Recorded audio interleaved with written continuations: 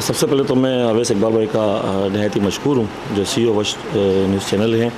और आज मैं यहाँ पर विज़िट पर आया था, तो जिस तरह वश न्यूज़ कराची के अंदर ना सिर्फ पूरे बलूचिस्तान और पूरे सिंध के अंदर जिस तरह की रिपोर्टिंग करता है और जो पॉजिटिव इश्यूज़ को हाईलाइट करता है और वो दिखाता है पब्लिक के लिए, तो मैं इनको ख़ातिर तहसीन भी पेश करता हूँ और उम्मीद करता हूँ कि वो मुस्तक़बिल के अंदर इससे और बेहतर तरीके से बलूचिस्तान के जो मसाइल हैं, जो इश्यूज़ हैं, चाहे वो हेल्थ के हवाले से हों, स्पोर्ट्स के हवाले से हों, एजुकेशन के हवाले से हों और चाहे वो बिज़नेस के हवाले से हों, तो वो भरपूर तरीके से उसको उजागर भी करेंगे।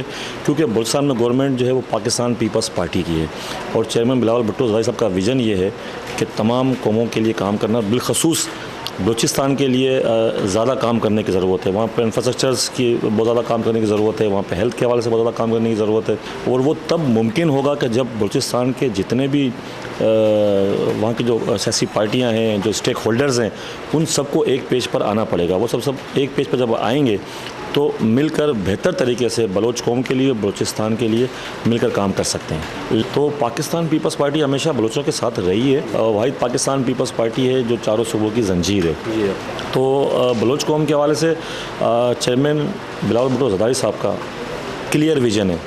आज आप देखेंगे बलूचिस्तान के अंदर गवर्नमेंट है हमारी पाकिस्तान पीपल्स पार्टी की, सरफराज बुगटी साहब हमारे CM हैं और उनको जितने दौरे प्राइम मिनिस्टर ने नहीं किए, इतने दौरे हमारे चेयरमैन बिलावल भुट्टो ज़रदारी साहब ने बलूचिस्तान के किए हैं।